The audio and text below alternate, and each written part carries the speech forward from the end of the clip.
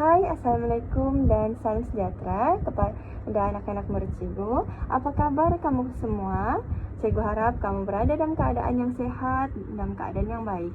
Sebelum cikgu memulakan pembelajaran pada hari ini, cikgu mau kamu berada dalam keadaan yang bersedia untuk belajar, lengkap dengan peralatan pembelajaran pada hari ini, buku teks, buku nota, peralatan menulis. Dan cikgu mau kamu berada dalam keadaan yang selesa dalam pembelajaran pada hari ini. Okey, sebelum tu cikgu akan memperkenalkan diri cikgu.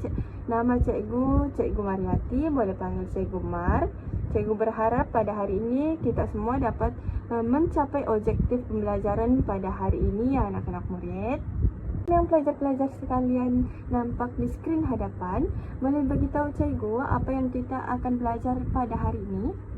Okey, kita akan belajar ke pasal graf bar berganda, graf garis berganda dan juga carta pi.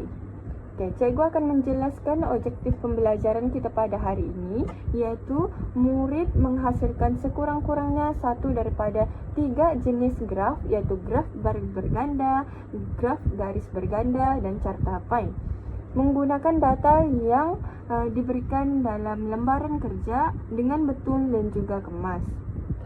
Okey, secara umumnya cikgu mau tanya soalan.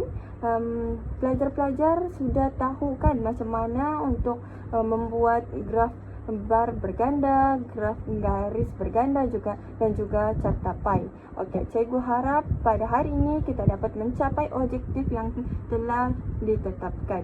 Okey anak-anak murid, cikgu akan teruskan pembelajaran pada hari ini. Cikgu minta semua pelajar untuk buka muka surat 10, buku geografi tingkatan 5, bab 1. Okey, kita akan mula dengan 1.3, iaitu menghasilkan graf bar berganda, graf garis berganda dan juga carta pi. Yang pertama, kita akan belajar tentang macam mana langkah-langkah ataupun perbezaan cara membuat 3 graf ini. Cikgu akan terangkan perbezaan 3 jenis graf ni. Yang pertama, graf bar berganda, di mana graf ni akan dilukis secara menegak dan juga berpasangan ataupun melekat. Manakala graf garis berganda ni dia ada 2 item saja, sebagai contoh negara China ataupun negara Malaysia macam tu. Okey, untuk carta pi pula dia adalah berbentuk bulat. Pelajar-pelajar sekalian, beri perhatian kepada skrin di hadapan. Cikgu akan teruskan pembelajaran pada hari ini dengan langkah-langkah dalam membuat graf. Yang pertama, kita akan pergi kepada graf bar berganda. Okey, macam yang pelajar-pelajar lihat pada skrin di hadapan, kita akan mulakan dengan cara melukis graf, iaitu melalui paksi menegak dan juga mendatar. Skrin di hadapan terdapat jadual yang menunjukkan jumlah bilangan murid dan juga jantina. Okey, untuk melukis graf bar berganda ni, kita perlukan paksi menegak dan juga paksi mendatar, di mana paksi X dan juga paksi Y. Iaitu paksi menegak ini menunjukkan bilangan murid dan paksi mendatar menunjukkan tahun.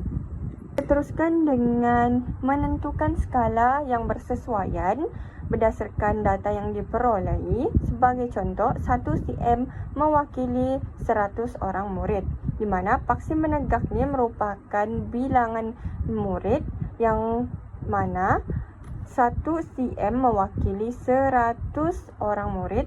Di bawah paksi mendatar ni kita akan tulis tahun untuk setiap tahun yang berada di jadual yang terdapat pada skrin hadapan. Okey, langkah berikutnya kita akan mula melukis graf bar berganda mengikut data yang telah pun disediakan. Selepas murid melukis graf, murid perlu melorek dan juga mewarna bar yang telah dilukis. Lorek atau warna mestilah berbeza bagi menunjukkan perbezaan setiap bar. Dan sediakan petunjuk berpandu lorekan dan juga warna yang telah dibuat pada setiap bar. tulis tajuk yang bersesuaian dan juga tulis skala graf di bahagian bawah graf.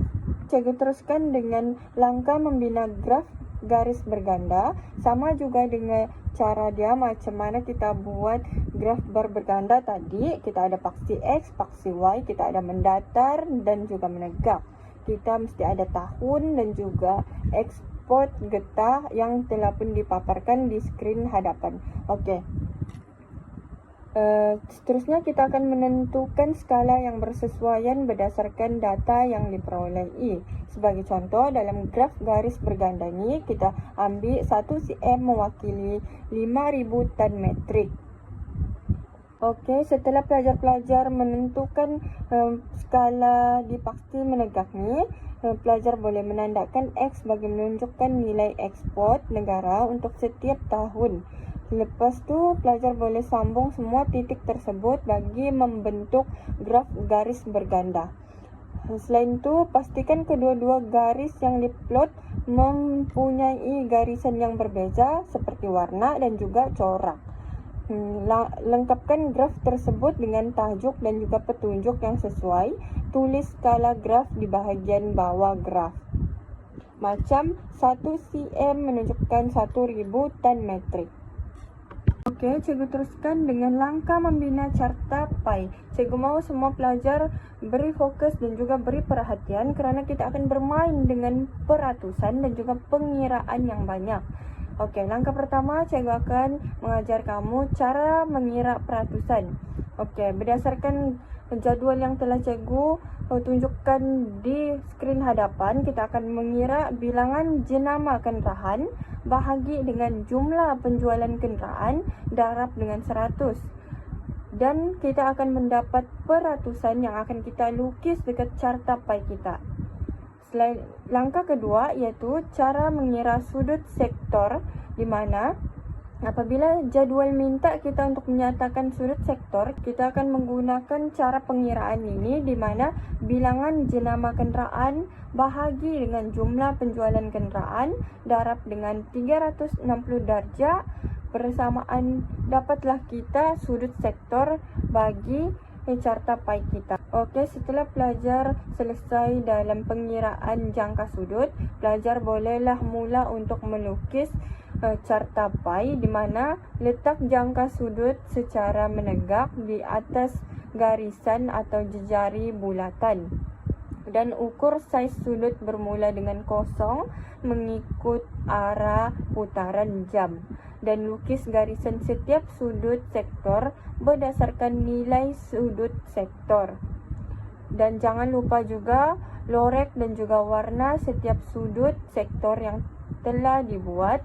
Lengkapkan dengan nilai peratus setiap sektor dan tulis petunjuk. Seterusnya, nyatakan jumlah keseluruhan. Tulis tajuk carta pai bagi menunjukkan maklumat yang hendak dipaparkan. Okey, itu saja pembelajaran kita pada hari ini. Cikgu harap kita dapat mencapai objektif yang telah pun ditetapkan. Okey, boleh bagi tahu cikgu apa yang kita telah belajar pada hari ini? Kita telah belajar graf garis berganda, graf bar berganda, carta pai, perbezaan antara 3 jenis graf ni dan juga langkah dalam membuat 3 jenis graf ni. Cikgu harap semua pelajar dapat manfaat dari apa yang telah cikgu ajar pada hari ini. Okey, sekian daripada cikgu. Kita jumpa di minggu hadapan di topik yang berbeza. Sampai jumpa lagi.